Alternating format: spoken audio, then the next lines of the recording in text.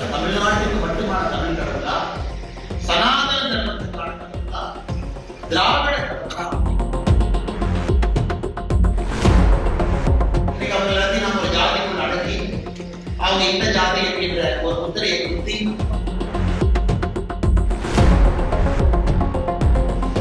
இல்ல தைப்பூசம் வந்துச்சு, தமிழ்நாட்டுல மட்டும்தான் முருக கடவுள் இருக்காரு, நார்த் இந்தியாவில் முருக கடவுள் இல்ல. அப்ப முருக கடவுளை பொறுத்தவரை அவர் தமிழ்நாட்டுக்கு மட்டுமான தமிழ் கடவுளா, சனாதன தர்மத்துக்கான கடவுளா, திராவிட கடவுளா அப்படிங்கிற சர்ச்சைய நீங்க ஒரு சமூக வலைதளத்தை ஓபன் பண்ணீங்கன்னா அத்தனை பேர் கேட்கலாம். எத்தனை சுதந்திர போராட்ட வீரர்கள் 200-300 ஆண்டுகளுக்கு முன்பு இந்த மண்ணில் கேட்பாங்க.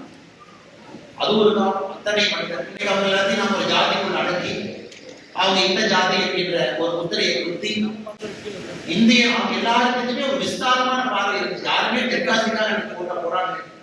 இந்த பகுதியில போராடிய மன்னர் மக்கள், மன்னர் சிப்பாயா இருந்தவங்க, ராணுவ தளவாடத்தினுடைய தலைமை தளபதியா இருக்கக்கூடிய பெரிய மனிதர்கள் எல்லாமே பாரதம் என்கின்ற ஒற்றை கற்பனையில தான் அவங்க போராட்டம் செஞ்சாங்க. ஆனா இன்னைக்கு நம்முடைய துரதிருஷ்டம் நவீன கால அரசியல் அவங்களுக்கு ஒரு ஜாதி முத்திரையை குத்தி ஏதோ ஒரு இடத்துல அவங்களை அடைத்து வைத்திருக்கின்றோம். அவர்கள் முதல்ல விடுதலை பண்ணணும்.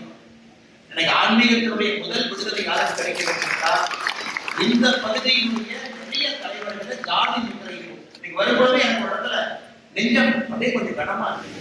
அவர்களுடைய குரு பூஜையோ பிறந்த நாள் விழாவோ வரும் பொழுது 10,000க்கும் மேற்பட்ட காவல்துறையை களத்தில் இறக்கி அறிவிக்கப்படாத ஒரு பதட்ட நிலையை தென் தமிழகத்துல வட தமிழகத்துல அப்படியே ஏற்படுத்தி அந்த நாள் எப்ப போகும் ஏடிஜிபி டிஜிபி தலைமையில மானிட்டரிங் போடுறது.